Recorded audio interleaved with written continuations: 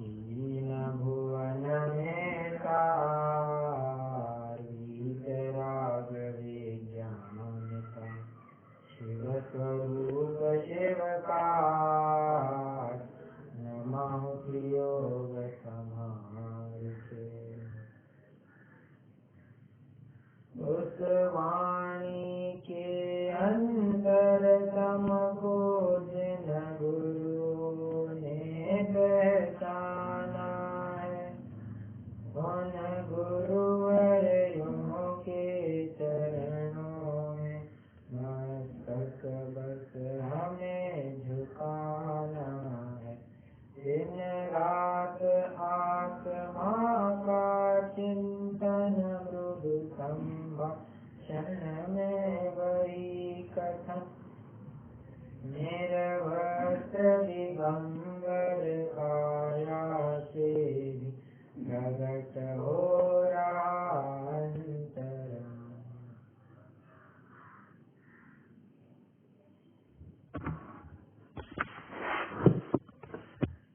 कोई मंत्र से अनभिज्ञ जी अगर घनघोर अटवी से जाना चाहता है और घनघोर अटवी ऐसी है कि वहाँ सर्प ही सर्प मिलेंगे, जहरीले जहरीले सर्प। अगर चलते चलते थोड़ा भी चूक जाएगा बस सांप आ जाएंगे, डस जाएंगे और उसका वही प्राणांत हो जाएगा। तो जैसा ये मंत्र का अनभिज्ञ जीव इस महाअटवी में हर एक कदम एकदम सावधानी पूर्वक रखता है, उसी प्रकार ये मोक्ष मार्ग में अभी बढ़ रहे जीव है मुनिराज, ये हर एक कदम, हर एक एक्टिविटी, हर एक चर्या, हर एक क्रिया में एकदम सावधानी बरतते हैं।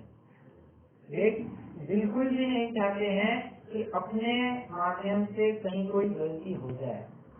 थोड़ा सा भी मार्ग से पतित हो जाएंगे, अपने मुनि पने की पूरी मिट्टी पतित हो जाएगी, अपना मोक्ष मार्ग ही पूरा लोक को प्राप्त होगा। इसलिए हर एक बात में पूर्ण सावधानी बरतते हैं। अब ये सावधानी किन किन स्तरों पर देख सकते हैं, तो कहा जाएगा कि ये 28 मूलगुणों के द्वारा इनकी सावधानी देखने में आ सकती है, जिसमें से हमने कुल 26 मूलगुणों की चर्चा की है।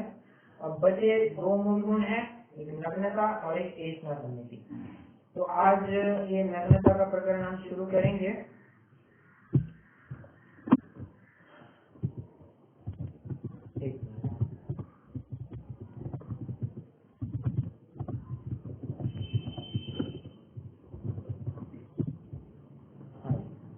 तो अभी नग्नता के बारे में बात करते हैं। नग्नता में वो पंक्ति क्या रही है, जिनके नॉन दंड धोवन लेश अंबर आवरण। जिनके शरीर पर लेश भी, अंबर मतलब वस्त्र नहीं होता है, ऐसे नग्नता से युक्त दिगंबर संत हुआ करते हैं। अभी यहाँ पर अंबर मतलब कपड़े की बात आई है, तो क्या सिर्फ कपड़े ही का त्याग समझना चाहिए?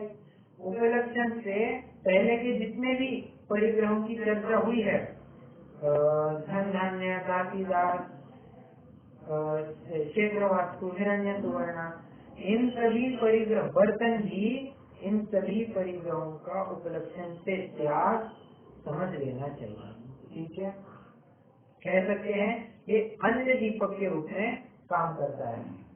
तो हमने देखा था सूत्र में कुप्य प्रमाणातिक्रमः, कुप्य और कुप्य मतलब था कपड़ा, और अंत में लिया, इसलिए अंत्य दीपक के रूप में इसको प्रयोग किया गया है। ठीक है, और ऐसा भी अर्थ समझ सकते हैं, जब एक कपड़ा भी नहीं लेते हैं तो इनके साथ अन्य परिग्रह कैसे हो सकता है, बराबर। जब कपड़ा ये एकदम बेयर मिनिमम होता है, वो भी जब छूट गया है तो बाकी के परिग्रह रहने की कोई बात नहीं है। देखिए, घर बार इत्यादि तो पहले छूट जाते हैं, परंतु सबसे अंत में कुछ हटता है, वो वस्त्र हटता है, बराबर है। इसलिए वस्त्र ही का जब त्याग कह दिया तो पहले की इम्प्रूव वो भी करते हैं। ठीक है, तो ये नग्नता के बारे में अपन इतना समझ सकते हैं कि ये क्या है।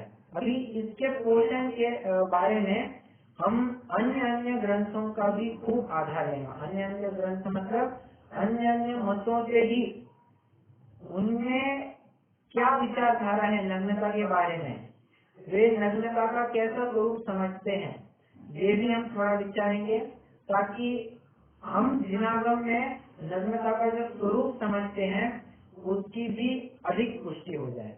ये हम इसलिए नहीं देख रहे हैं कि हम उनके ग्रंथों को मानने लग गए हैं या उनको आदर्श समझ रहे हैं, ऐसी बात नहीं है। यहाँ तो प्रयोजन इतना है कि जब अपने से भी जो कम लेवल पर धर्म पाए जाते हैं वे भी नग्नता को इतना बढ़ावा दे रहे हैं, तो जैन दर्शन में इस नग्नता की क्या महिमा होगी, तो ये समझने के लिए, वो महिमा को आंकने के लिए, वो भावभाषण होने के लिए हम अन्य ग्रंथों का भी आधार लेने वाले हैं। ठीक है। वैसे एक बात बता दूं, नग्नता का देसी शब्द है नागा। नागा मतलब होता है नहीं, किसी भी बात में एब्सेंस होना, उसे नागा कहते हैं।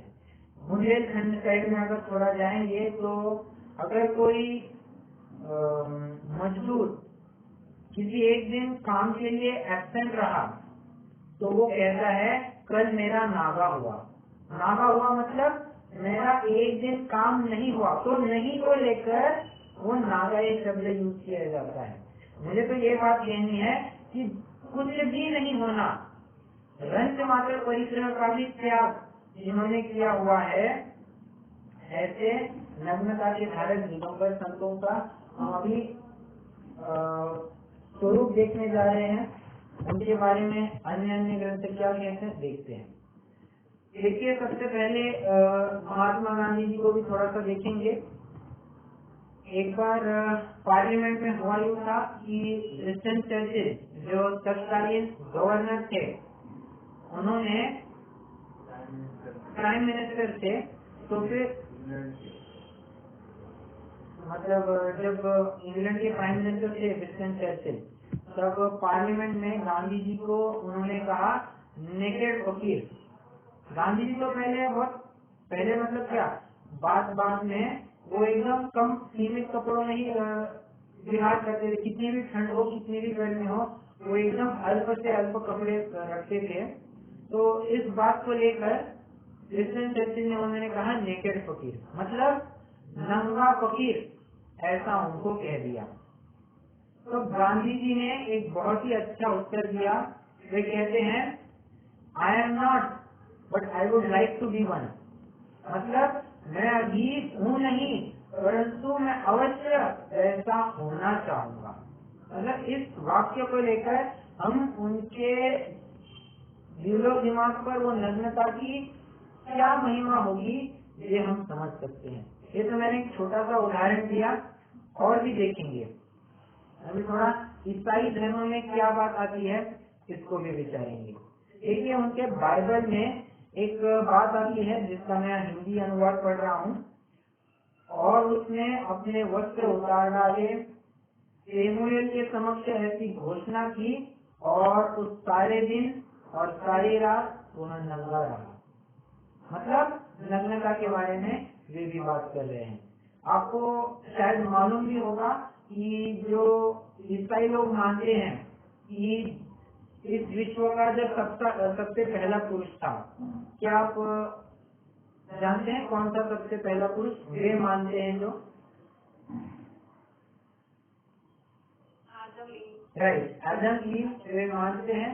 वे यही मानते हैं कि आदम ईव नंगे रहते थे, मतलब कपड़े पहनते ही नहीं थे। तो और ऐसा भी मानते हैं कि कुछ काल तक ये आदम ईव ये दोनों ही निर्वस्त्र रहते थे, फिर भी इनको विकार नहीं होता था। और एक दिन फिर उन्होंने एक फल को देखा, उनको विकार हो गया, और ये संतति आगे बढ़ती चली गई। और फिर वे ये बात कहते हैं कि अगर वे एक दूसरों को नहीं जानते तो ये सब पाप नहीं उपजता, तो वे इग्नोरेंस ऐसा कहते हैं, पर वो अलग बात है। मुझे तो ये बताना है कि वे भी नग्नता को इतना उच्च स्तर पर ले लेते हैं। बराबर है। अभी थोड़ा इस्लाम धर्म में भी देखते हैं। देखिए, हम समझते हैं कि ये हम मतलब ये बहुत जनों का एक मिसकंसेप्शन रहता है कि जितने भी मुस्लिम राजा रहे हैं, जिन्होंने भारत पर शासन किया है, ये बहुत जुल्मी थे, अत्याचारी थे और सभी को उन्होंने बड़ी तकलीफ दी है। परंतु ऐसी बात नहीं है। तो अगर अपने जैन धर्म के परिप्रेक्ष्य में बात करेंगे तो मुस्लिम राजाओं ने जैन धर्म को खूब सराहा है। और अकबर की तो बात आती ही है कि अकबर ये स्वयं बनारसीदास जी का बनारसीदास जी और अकबर एकदम जिगरी दोस्त थे। एक दूसरों को मिले बिना एक दिन नहीं जाता था। इसमें से वे मतलब अकबर जैसा सुल्तान भी बनारसीदास जी से प्रभावित थे। बराबर है। तो अकबर के बारे में तो बात आती ही है।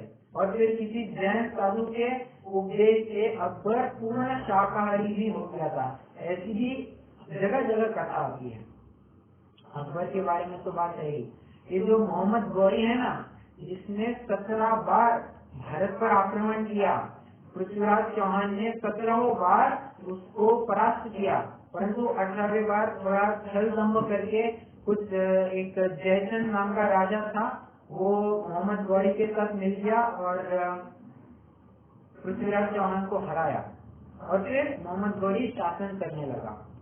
तो जब वो शासन करने लगा उस समय में बहुत जैन मुनियों का आवागमन हुआ करता था। पूरे देश भर में वे निरंतर विचरण करते थे और ये राजा भी उनका खूब सम्मान करता था। सम्मान करता था मतलब उनको कोई भेंट वस्तु इत्यादि देता होगा, ऐसा बात हम नहीं समझ सकते। बीवी होगी तो मूल्यवान स्वीकार करने से रहे, परंतु सम्मान करता था मतलब उनकी बड़ी आदर भक्ति करता था। और ऐसा पढ़ने में आता है, सुनने में आता है कि उनकी जो बेगम थी वो दिगंबर जैनाचार्यों की दर्शनाभिलाषी थी। मतलब इससे प्रभावित थे वो भी। मुस्लिम धर्म में भी इतनी बड़ी बात है। और एक मुस्लिम धर्म के बारे में और 2 अंतिम उदाहरण।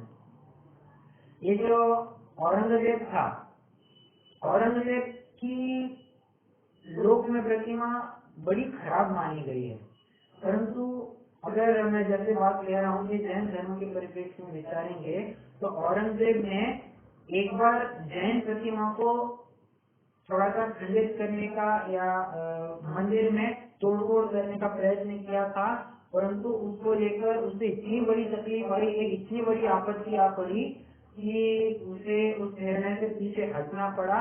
और उसके बाद उसने एक भी जैन मूर्ति को हाथ भी नहीं लगाने का आदेश दे दिया था। मतलब कोई इनके धर्मायतनों को, धर्म की मूर्तियों को जरा सी भी तकलीफ नहीं देगा। ये अपना अपना काम कर रहे हैं, इन्हें करने दिया जाएगा। और जैनियों को भी खूब उन्होंने सहारा दिया, सपोर्ट किया। ये औरंगजेब के बारे में ऐसी बात आती है। औरंगजेब को एक पदवी भी दी जाती है। पदवी के लिए एक विशेषण भी जोड़ा जाता है, सूरी त्राण। सूरी मतलब है, सूरी मतलब क्या होता है वैसे?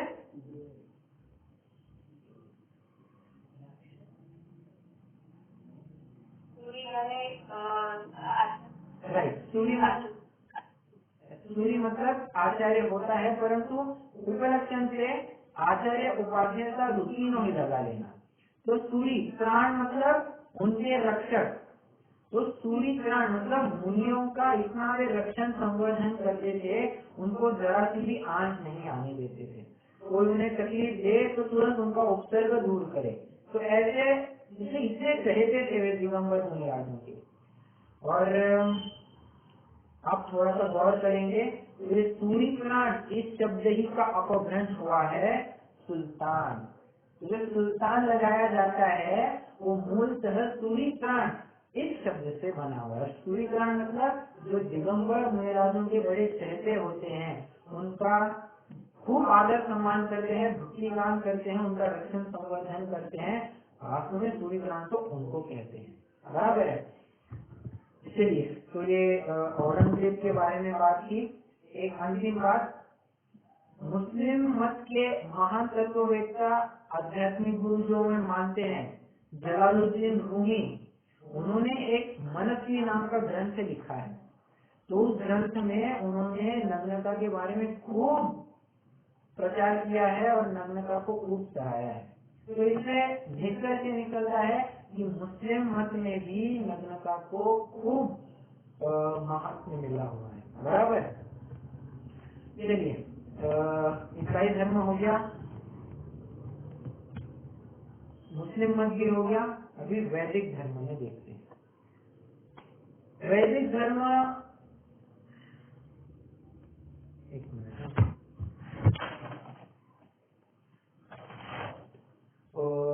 ये वेद में जो वेद के कर्ता माने जाते हैं व्यास, तो वे व्यास के जो पुत्र थे, वैसे व्यास ये स्वयं एक उनके मत में बड़े ऋषि माने जाते हैं और वे भी एकदम अल्प से अल्प कपड़े पहनते थे, एक लंगोटधारी थे, कोविंगधारी।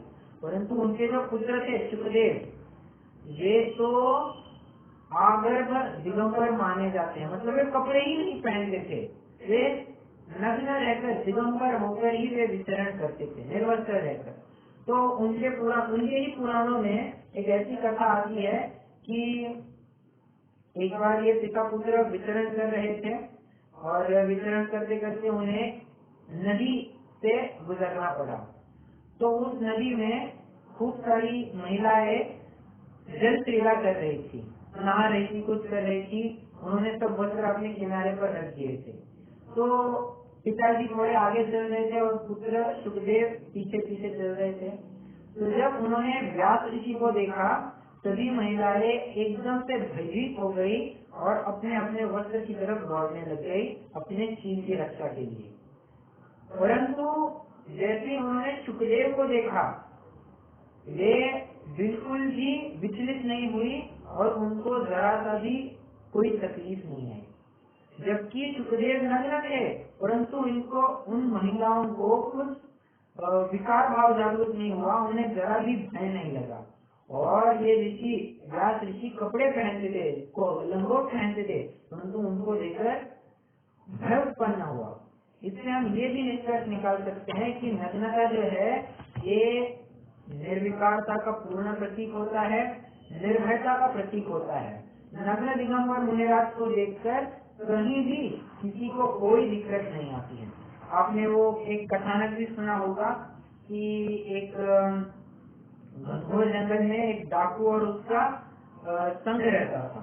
तो जो कोई भी रास्ते से आते जाते उनको पूरा लूट लेते और कोई अपना पता न बता दे, इसलिए उनका खून भी कर डालते थे। तो ऐसे वे डाकू थे और एक बार उन्होंने ऐसे उनके साथियों ने एक दिगंबर मुनिराज को पकड़ा और सरदार के सामने हाजिर किया गया। सरदार ने कहा इनको तुरंत छोड़ दिया जाए, बिना किसी विलंब के इनको छोड़ दिया जाए, इनको किसी भी प्रकार से कोई हानि नहीं होनी चाहिए। सरदार कहते हैं इनके पास अपने लिए देने के लिए कुछ नहीं है, इनको छोड़ दे। साथी कहने लगे अच्छा भले इनके पास कुछ न हो, परंतु ये हमारा आता पता तो बता देंगे, इसलिए कम से कम खून तो कर देते हैं। सरदार ने कहा तुम मानो मेरी बात, अपन को जरा सी भी तकलीफ नहीं होने वाली है। सरदार के आगे कि उन्होंने छोड़ दिया। अब वे मुनिराज गुजरते गुजरते उनको दो महिलाएं मिली और वो महिलाएं उनको पूछने लगी महाराज आगे कहीं कुछ खतरा तो नहीं है। मुनिराज कुछ बोले नहीं और चल दिए आगे। और जो होना था गुंडों ने उनको पकड़ लिया और उनको पूरा लूट लिया, मतलब देवर इत्यादि से उनके लड़े थे वे दोनों महिलाएं, उनको पूरा लूट लिया और खून करने को उठे।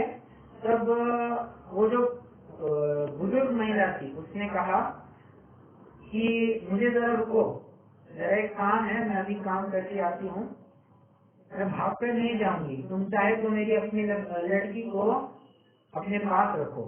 सरदार ने पूछा तुम करना क्या है, तुम्हें जाना कहाँ है? वो अभी मैं उसका खून करके आती हूँ। किसका? वो जो मुनिराज मेरे है ना, उसका खून करके आती हूँ। क्यों? अरे वही हमारा गृहस्थ अवस्था का लड़का था और उसने हमें जरा सा भी संकेत नहीं किया कि आगे खतरा है। तो सरदार ने अपने समरस्तों को कहा, देखा मैंने तुम्हें कहा था ना, इन दिगंबर मुनिराजों से हमें कोई तकलीफ नहीं होती, बराबर। तो इनको देखकर कभी भी कोई भय उत्पन्न होने की बात नहीं होती है, बराबर। चलिए, वैदिकों में भी बात एक थी, और वैदिकों में एक और बात है कि वे 24 अवतार मानते हैं। जैसे हम 24 तीर्थंकर मानते हैं, वैसे वैदिक धर्म में 24 अवतार माने गए हैं। और उन 24 अवतारों में 8वां अवतार ऋषभ अवतार बताया गया है।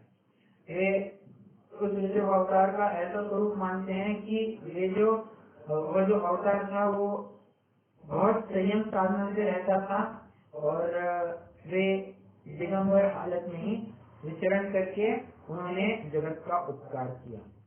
ये वे अपने ऋषभदेव भगवान का स्वरूप नहीं कहते हैं, ये तो उन्हीं के ग्रंथों में उनके बारे में ऐसा निरूपण आया है। ये जैन धर्म को कोई कोरिलेट करने की वहाँ कोई बात नहीं है, बराबर। तो जब वे भी ऐसा मानते हैं तो नग्नता ये जनागम में तो बात हुई, बराबर। चलिए, ये मूल रूप से हमने 3 मतों के बारे में थोड़ा सा जानने की कोशिश की है कि उनकी क्या क्या मान्यता है। अभी 2 मुख्य मत बचे हैं, एक श्वेतांबर मत और एक है बौद्ध मत। बौद्ध मत में एक मध्यम निकाय ग्रंथ आया है, उनके धर्म में मध्यम निकाय नाम का एक ग्रंथ है। उसमें अच्छा पैराग्राफ आया है जिसको मैं अपने 28 मूल जब पूरे होंगे मैं तब पढ़ूंगा, क्योंकि उस एक ही पैराग्राफ में लगभग सारे ही 28 मूल गुण कवर किए गए हैं। ये बौद्ध ही अपने बुद्ध के बारे में ऐसा स्वरूप बताते हैं, बराबर। तो वो प्रकरण में अपने एक ना समीक्षा होने के बाद पढ़ूंगा, ताकि 28 मूल गुण का एक सरसरी नजर से रिविजन ही हो जाएगी, बराबर। चलिए, अभी तो हम श्वेतांबर मतों के बारे में देखते हैं। उनके शास्त्रों में नग्नता का क्या स्वरूप आता है। पहले तो हम ये समझ लें कि 2 प्रकार के मुनि बताए गए हैं, एक स्थविरकल्पी और एक जिनकल्पी। तो जिनकल्पी वे होते हैं जो महान पुरुषार्थी होते हैं, तपस्वी होते हैं, एकल विहारी होते हैं, अंगपूर्व के ज्ञाता होते हैं और सद्भाव मोक्षगामी होते हैं। ये जिनकल्पी मुनि होते हैं। और स्थविरकल्पी वे होते हैं जो संग विहारी होते हैं, सद्भाव मोक्षगामी नहीं होते हैं और थोड़े अल्प पुरुषार्थी होते हैं, ठीक है। तो ये मैंने क्यों उठाया, अभी समझ में आएगा। श्वेतांबर मत भी बराबर से ऐसे 2 प्रकार के मुनि मानता है, एक जिनकल्पी और स्थविरकल्पी। अपन ने जिनकल्पी स्थविरकल्पी दोनों ही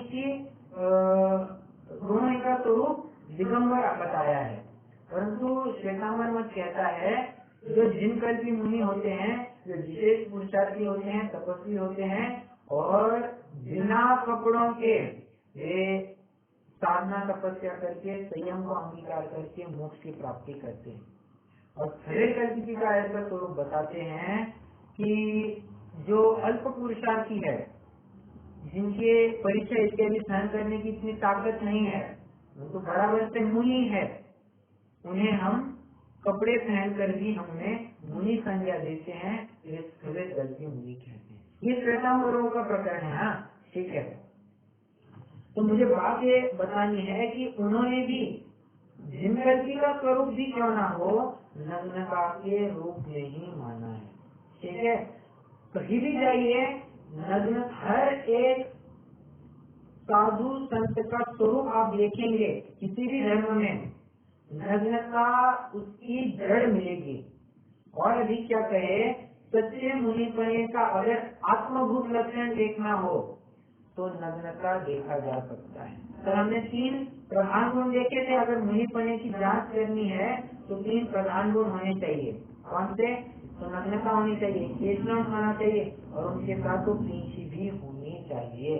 हालांकि पींछी कोई अलग से गुण नहीं है, परंतु एक संयम के साधन के रूप में, चिन्ह के रूप में उसका जरूर प्रयोग किया जाता है। बराबर।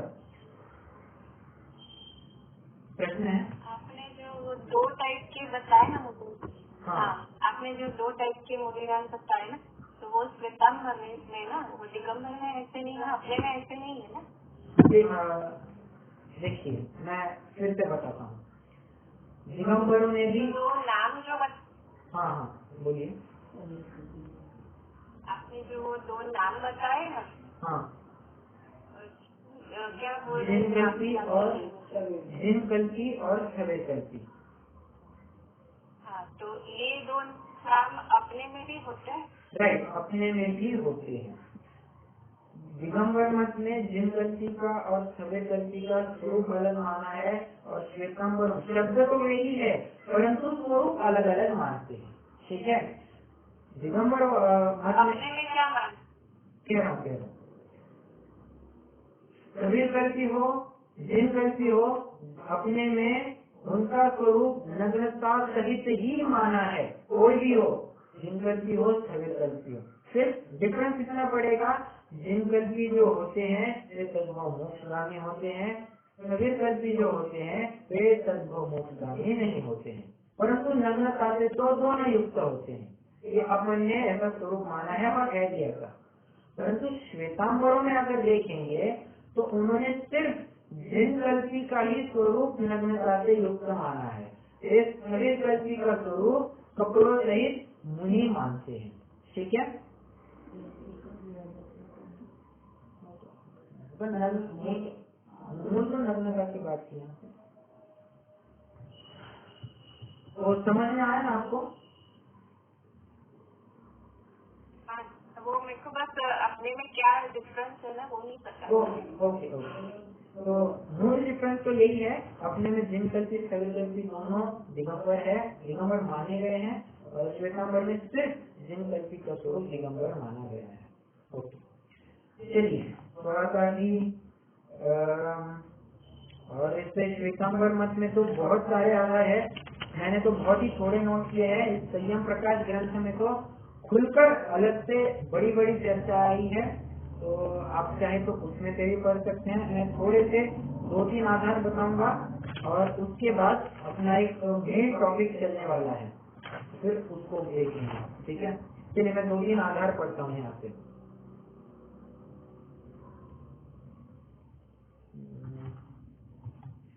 आनंद सूत्र में ये ऐसा कहते हैं, मैंने श्रमणों के लिए अचेलता धर्म कहा है। क्या कहा? मैंने श्रमणों के लिए अचेलता धर्म कहा है। स्थाना सूत्र ये मूलतः 12 अंगों में से एक अंग माना गया, स्थाना। बराबर है, तो हमने भी नाम तो सेम टू सेम माने हैं, परंतु हमने अभी उसका अभाव माना है। श्वेतांबर उनका सद्भाव मानते हैं। ठीक है, और उस नाम के उनके ग्रंथ ही पाए जाते हैं। तो स्थाना सूत्र नाम का एक ग्रंथ है, उसमें ऐसी बात आई है, मैंने श्रमणों के लिए अचेलता का स्वरूप बताया है।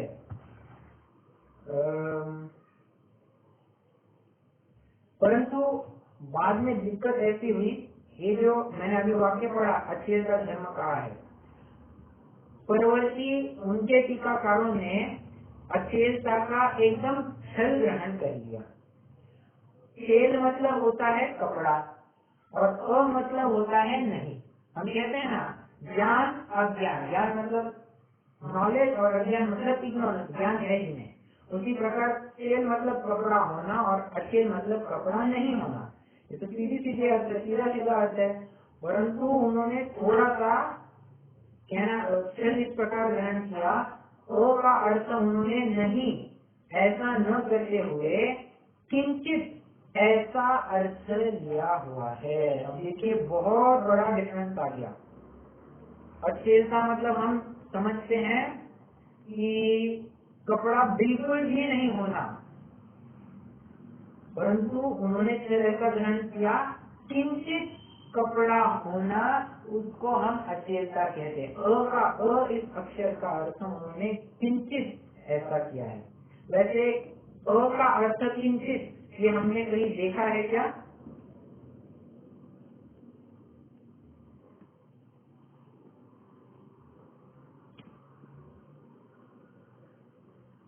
प्रवेशिका में देखा है? याद नहीं है। देखिए, हम जो नो कचाय कहते हैं ना, तो नो कचाय कहिए, ईशत कचाय कहिए, तोप कचाय कहिए, कचाय कहिए, ये सभी पर्यायवाची दिए जाते हैं। मतलब देखिए, एक होती है कचाय, एक होती है नो कचाय। कचाय मतलब अपनी पूरी इंटेंसिटी से जाना। नो कचाय वो होती है जो कचाय इंटेंसिटी तो है, परंतु जितना अनुभव कचाय का होता है उससे कम लेवल पर ये मंद कह सकते हैं, मंद अनुभाग में ये नो कचाय का स्वरूप पाया जाता है। तो का अर्थ मतलब होता है जो कचाय तो नहीं परंतु थोड़ी बहुत कचाय के इनपुट इनमें दिखाई देते हैं। तो उसी प्रकार उन्होंने ये अर्थ किया, पूर्ण अचेता मतलब पूर्ण नग्नता जो नहीं, मतलब किंचित कपड़ा हम ले सकते हैं। और फिर वे किंचित कपड़े में क्या अर्थ लेने लग गए? देखिए, अल्प मूल्य के मलिन, जीर्ण और प्रमाण युक्त वस्त्र। देखिए, मैंने यहाँ खूब सारे विशेषणों का प्रयोग किया है। अल्प मूल्य के, मलिन, जीर्ण, प्रमाण युक्त, ये उनके श्वेतांबरों की ग्रंथों में टीकाकारों ने अर्थ किया है। तो छल उन्होंने ऐसा ग्रहण किया है। ठीक है, चलिए, और फिर आगे बढ़ते बढ़ते तो अब परिग्रह की कोई सीमा ही नहीं बची। वे थोड़े कपड़े तक रखते थे, फिर थोड़ा डंडा आने लग गया, फिर बर्तन भी आने लग गया, फिर उन्होंने ऊनी वस्त्र, सूती वस्त्र, 14 उपकरण हो गए, और आज तो ये हालत है वे फोन भी रखने लग गए हैं। फोन कर करके बोलते हैं हम यहाँ आए हैं, हमारे दर्शनार्थ आइए। ये अभी हमारे साथ भी ऐसी बात थी। तो कोई एक महाराज है श्वेतांबर के, उन्होंने फोन करके कहा हम यहाँ पर अभी विहार करके आए हैं, आप हमारे हमारे हमारे पास दर्शन के लिए आते। ये स्वयं बोलते हैं, फोन कर करके बुलाते हैं। ऐसी तो अभी श्वेतांबर में थोड़ी सी क्या कहना चाहिए, विचित्रता और बढ़ गई है। जो पहले था उद्गम के समय में और आज है, ये बहुत ही छल ग्रहण करते करते अभी श्वेतांबर मत आया है। इसीलिए कोई बात नहीं, परंतु हमें तो मूल तो ये देखना है कि श्वेतांबर मत में भी ये आधार मिलते हैं। और एक पढ़ता हूँ, 10 वैकालिक नाम का एक ग्रंथ है, उसमें भी नग्नता की पुष्टि आती है। उत्तराध्ययन सूत्र नाम का एक ग्रंथ है, उसमें वे 6वां परिचय नग्नता मानते हैं। देखिए, हमने भी 22 परिचय माने हैं, उस 22 परिचय में हमने 5वां परिचय नग्नता माना है, और उन्होंने 6वां परिचय नग्नता। अगर डिफरेंस नहीं करता कौन से नंबर का है, मूल तो हमें ये देखना है उन्होंने भी दिगंबरत्व को खुलेआम स्वीकार किया है। आज जो उनको मानते हैं नहीं मानते हैं ये अलग बात, परंतु ग्रंथों में तो उनके पाया जाता है। ठीक है,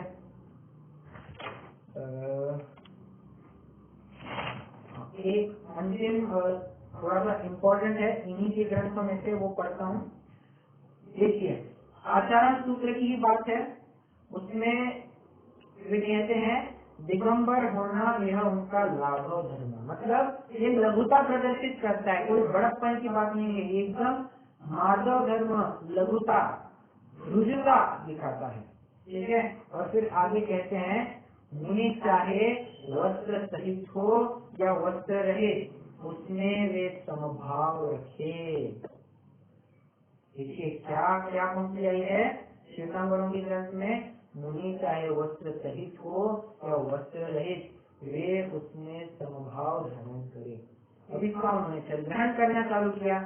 अब ग्रंथों में आ रही है हम कपड़ा धारण करें, और सबको मुनि कह रहे कपड़ा धारण करो हम मुनि बन जाएंगे।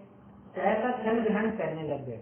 कौन तो कपड़ा त्यागेगा, कपड़ा रहकर मुनि बना जा सकता है, इसका ये अर्थ ग्रहण करने लगे। क्या आप मुझे बता सकते हैं, अगर यही वाक्य हम दिगंबर आमनाय के परिप्रेक्ष्य में विचारेंगे तो इसका अर्थ क्या बनेगा। मैं वाक्य फिर से पढ़ता हूँ और क्या अभिप्रेत अर्थ होना चाहिए ये मैं आपसे चाहूंगा। मुनि चाहे वस्त्र सहित हो या वस्त्र रहित, उसमें वे समता भाव धारण करें।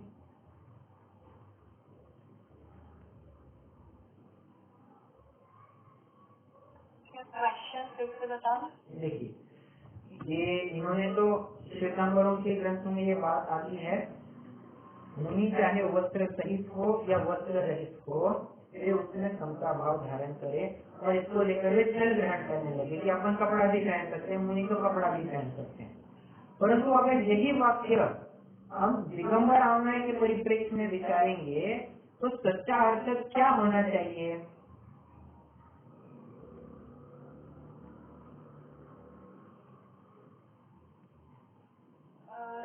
दिगंबर में तो एक गुजराती में तमकला बोलते हैं, वो भी अगर रहा तो परिग्रह माना जाता है, तो कपड़े की तो बात नहीं है। बराबर, तो वो हाँ मुनि नहीं कहलाएंगे। परंतु आपने बराबर बात कही है, परंतु चलिए मैं ही बता देता हूँ। बुद्धि पूर्वक तो मुनिराज वस्त्रों का त्याग करेंगे ही, परंतु किसी ने आकर उत्सर्ग किया तब फिर उसमें वे ये विचार नहीं करेंगे कि अब कपड़े हैं मैं इसको उतार दूं और फिर अपनी नग्नता कैसी बनी रहेगी, इसका वे जरा सा भी विकल्प नहीं करेंगे। उपसर्ग समझकर समता भाव धारण करेंगे। क्या कहा, मैं फिर से कहता हूँ, बुद्धि पूर्वक तो वस्त्रों का त्याग करेंगे ही करेंगे, परंतु अगर किसी ने आकर उपसर्ग किया है तो उस स्थिति में फिर वे ये नहीं विचारेंगे कि अरे मेरा नग्न का धर्म तो नहीं पड़ रहा है, मैं नग्न से नहीं रहूंगा तो मेरा दिगंबर तो चला जाएगा, मुनिपना चला जाएगा।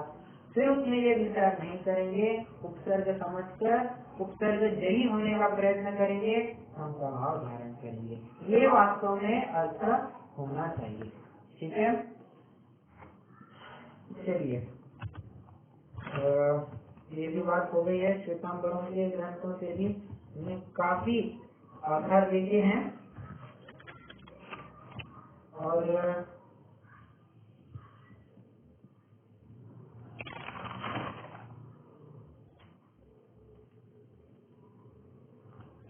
अभी हम एक अंतिम एक प्रकरण, एक दो प्रकरण देखेंगे और फिर प्रकरण को क्लोज कर देंगे। देखिए,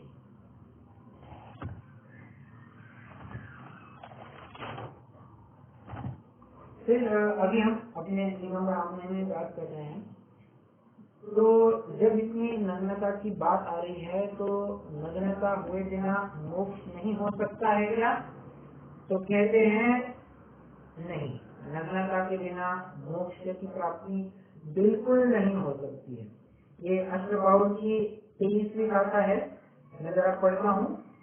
न विधिधरो जनतासने जय विहोरिते चयरो न गो विमुखमगो चेता उम्मगया तवे। क्या कह रहे हैं? नग्नता का कितना महात्मा गा रहे हैं कुंद कुंद आचार्य। मैं फिर से भाषा पढ़ता हूँ, एक एक पद को हम समझेंगे। न विधिधरो, वस्त्रधारी किसी भी प्रकार से सिद्ध नहीं हो सकता है, वस्त्र तो परिग्रह है।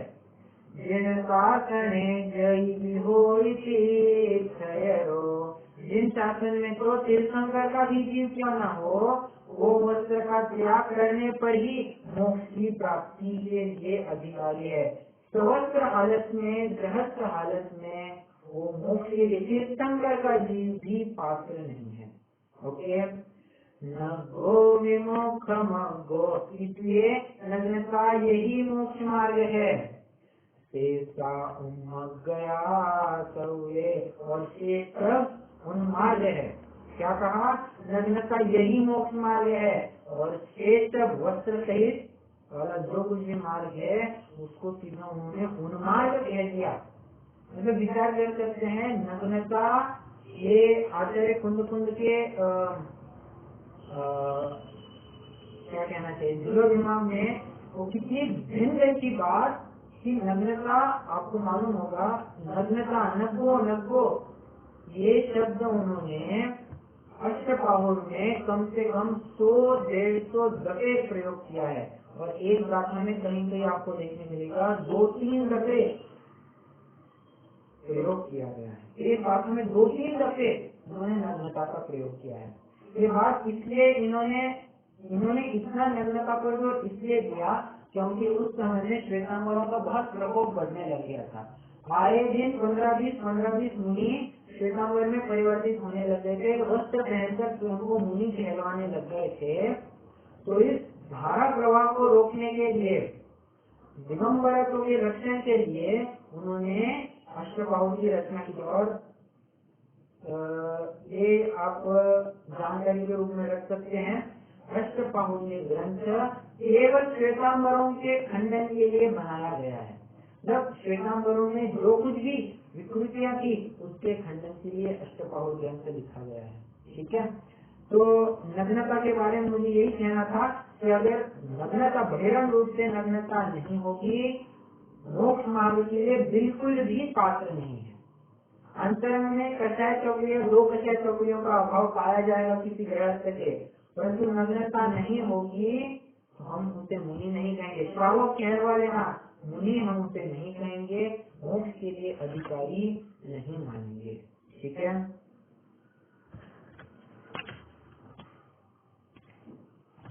फिर कोई नग्नता का इतना ही आधार इतना ही जोर पकड़ने लग गया कि कोई नग्नता के बिना काम ही नहीं चलेगा। इस बात को भी टैकल करने के लिए उन्होंने एक और गाथा डाल दी। सुनो, सिर्फ बहिरंग नग्नता से कोई काम नहीं होने वाला है। जब तक अंतरंग में वो परिणामों की विशुद्धि नहीं हुई है, जब तक अंतरंग में वो भावलिंग तो प्रकट नहीं हुआ है, भावों से नग्न नहीं हुए हैं, उसके बिना ये बहिरंग नग्नता कुछ भी कार्यकारी नहीं है। दोनों तरफ से बात कह रहे हैं। क्यों? दौवेन शयनस्ता नारयतिरियाय शयन संघाया भावेन होइन गो। क्या थी, क्या बात?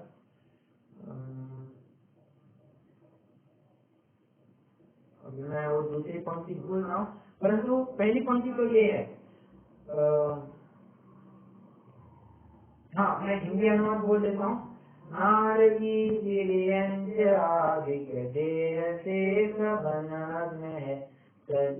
क्रमण तो है वही जो भाव से भी नग्न है।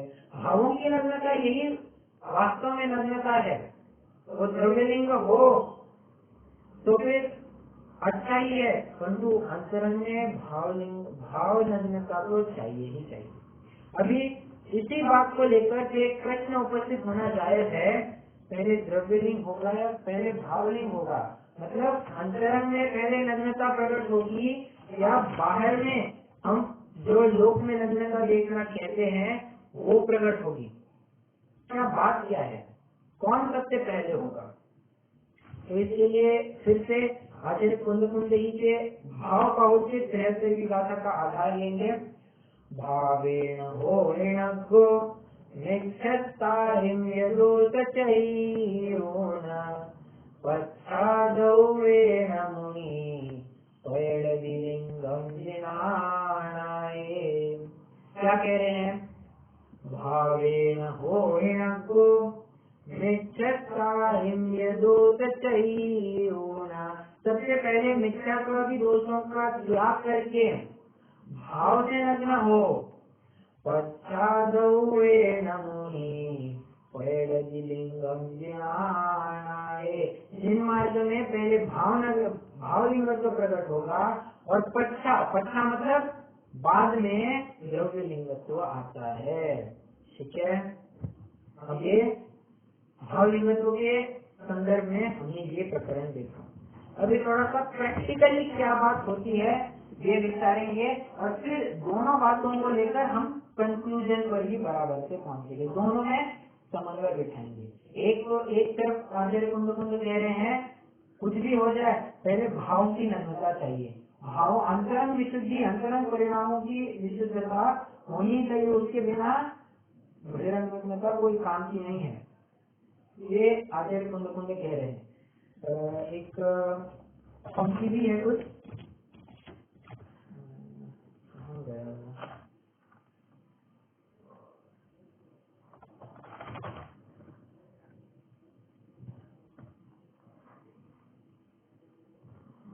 मिल नहीं रही है।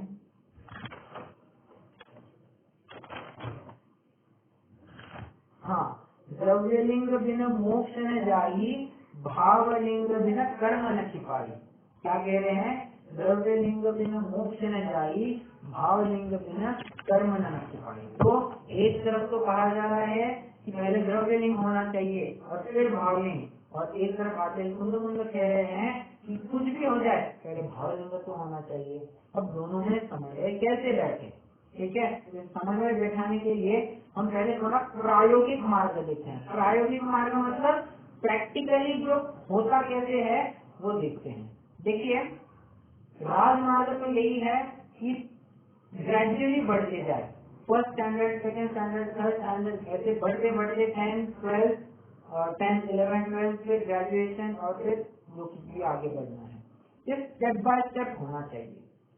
और जिनागम में भी ऐसे राजमार्ग कह रहे हैं, पहले मिथ्यात्व में थे, फिर उसके बाद सम्यक को प्रकट किया, फिर अनुगत धारण किया, फिर ब्रह्मचारी हुए, उसके बाद अलग अलग दीक्षा ली और अलग दीक्षा में खूब तपस्करण किया। मुनि सन में रह रहकर खूब सारा तपस्करण किया है। अभी यहाँ से अपनी रेलेवेंट बात चालू होती है। होता यह है कि जब भी अलग दीक्षा में काफी साल बीत जाता है तब प्रायः जो अलग का जीव है उसे ये लगने लगता है कि अपन अभी प्रचुर स्व संवेदन के बहुत करीब आ गए हैं। प्रचुर स्व संवेदन हो रहा है, मैं ऐसा नहीं कह रहा हूँ, प्रचुर स्व संवेदन के बहुत करीब आ गए हैं। क्यों? अगर हम उनको शुद्धोपयोग बहुत जल्दी हो रहा है, प्रचुरता से हो रहा है, ऐसा कहने को क्या दिक्कत होगी? तो मुनि और अलग में कोई दिक्कत ही नहीं रहेगी। ये कपड़ा धारण करके भी इनको प्रचुर स्व संवेदन हो रहा है और वो बिना कपड़े धारण किए भी स्व संवेदन हो रहा है, अंतर क्या बचेगा?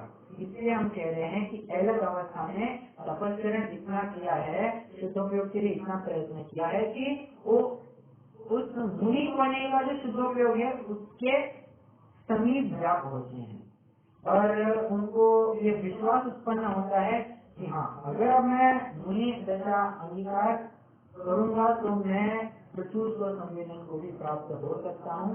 इसलिए वे महाराज के सामने विनती करेंगे कि हे महाराज, अब मैं समझता हूँ कि मैं मुनि लायक हो गया हूँ, कृपा करके मुझे मुनि दीक्षा दे दीजिए। महाराज उसके योग्यता इत्यादि जानकर उससे मुनि दीक्षा की प्रक्रिया चालू करेंगे। सबसे पहले क्या होगा? जैसे एक जनरल प्रश्न है, सबसे पहले क्या होगा? केशलोन होगा या वस्त्र उतारे जाएंगे? ये मेरा प्रश्न है आपसे।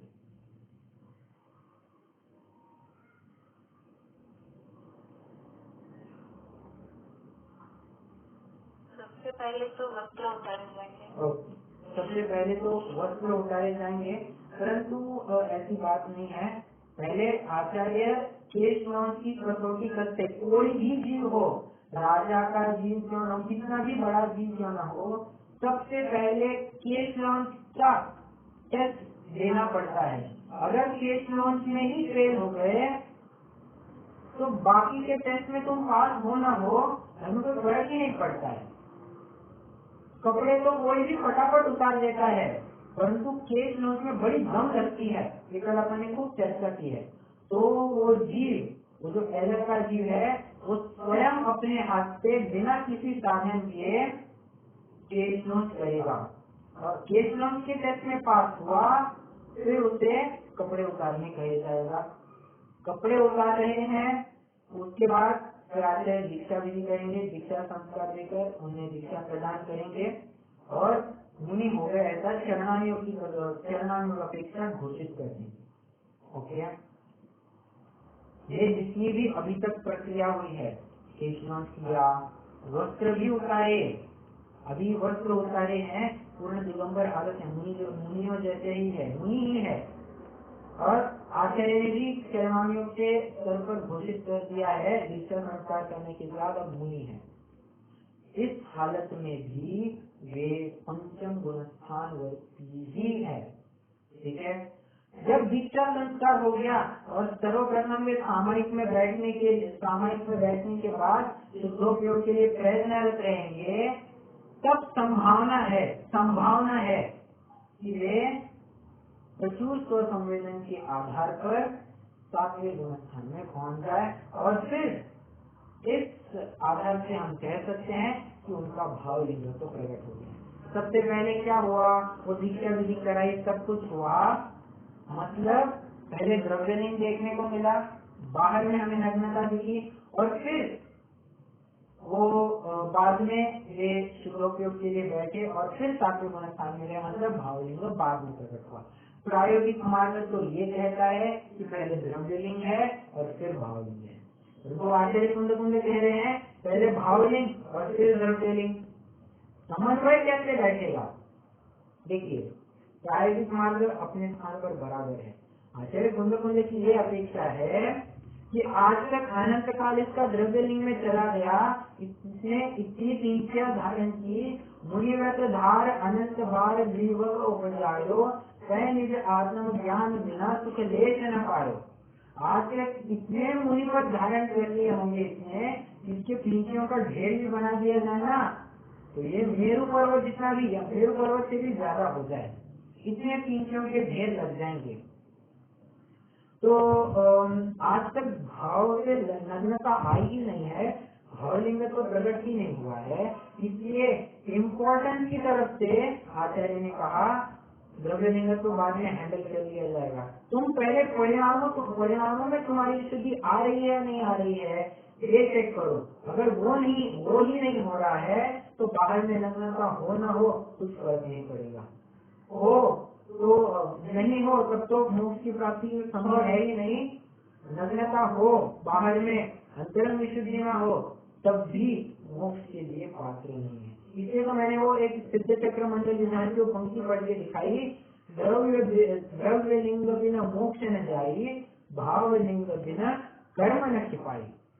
ठीक है, इसलिए समन्वय तो इसी प्रकार से बनेगा। चलिए, एक और बात है,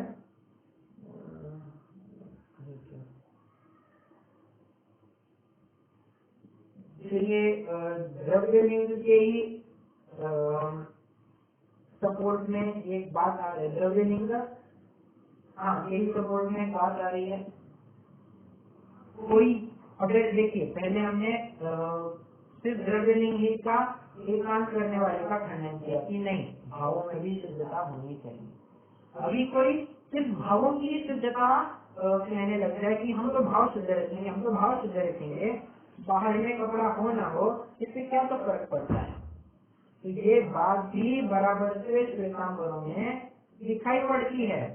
श्वेतांबर मत भी इसी का तो समर्थन कर रहे हैं। बाहर में कपड़ा है, अंतर में तो हमारे परिणाम की बराबर से विशुद्धि है, तो श्वेतांबर में कह रहे हैं। तो फिर दिगंबर में श्वेतांबर में अंतर क्या पड़ेगा? तो इसके लिए फिर आचार्य ने कहा खेती विचारहा लोके अवर्णवाद संभवार। खेती मतलब वेदी मतलब जो कहता है कि हाँ, और वास्तव में होगा भी कि हमारे परिणाम बहुत निर्मल है, हम प्रचुर स्व संवेदन के बहुत करीब है, तो हमारे भावों की नग्नता भी हो गई है, परंतु बस कपड़े हैं हमारे। ऐसा होने पर भी भले ही अंतरंग में तुम्हारे परिणाम होंगे, परंतु बाहर में कुछ आइडेंटिफिकेशन तो दिखना चाहिए। लोकापवाद होना इससे संभव है, इसलिए भाव कितने भी अच्छे हो, बहिरंग में भी वो नग्नता दिखनी ही चाहिए। ठीक है, इससे निष्कर्ष निकालेंगे कि अगर भाव लिंगत्व है तो सहजता से द्रव्य लिंगत्व भी हमें दिखाई ही देगा। ठीक है, चलिए तो मैं फिर से एक बार वो निष्कर्ष की पंक्ति बता दूं, ये नोट कीजिए, ये बहुत इम्पोर्टेंट है, बता दूं ये मैंने एग्जाम में भी डाला है। ठीक है, पहले द्रव्यलिंग है या भावलिंग है, प्रायोगिक मार्ग पर प्रैक्टिकली विचारेंगे, राजमार्ग की तरफ से देखेंगे तो हम पहले पाएंगे द्रव्यलिंग पहले है और बाद में भावलिंग होता है। परंतु अगर आचार्य कुंद की अपेक्षा देखेंगे, आज तक अनंत काल से इसमें भावलिंग कभी प्रकट नहीं किया है, केवल द्रव्यलिंग में ही रखता रहा है। इसलिए परिणामों की शुद्धता पहले करो, द्रव्यलिंग बाद में हैंडल किया जाएगा। इसलिए पहले भावलिंग फिर द्रव्यलिंग, ये परिणामों की तरफ से या इम्पोर्टेंस की तरफ से बताया गया है। ठीक है, चलिए ये अपने नग्नता का भी स्वरूप पूरा कर लिया है। इसमें हालांकि और बहुत सी बातें हैं, मैंने इतनी कवर नहीं की है, और जितनी रिक्वायर्ड है वो सारी मैं 90% मैंने सारी कवर कर दी है। अगर और कुछ बात होगी तो अपन अगली कक्षा में जरूर देखेंगे।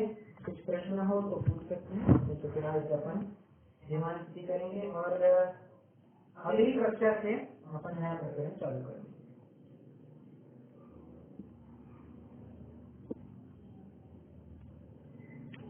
आपने क्या बोला, देखिए कक्षा से क्या बोला आपने? नया प्रकरण चालू करेंगे,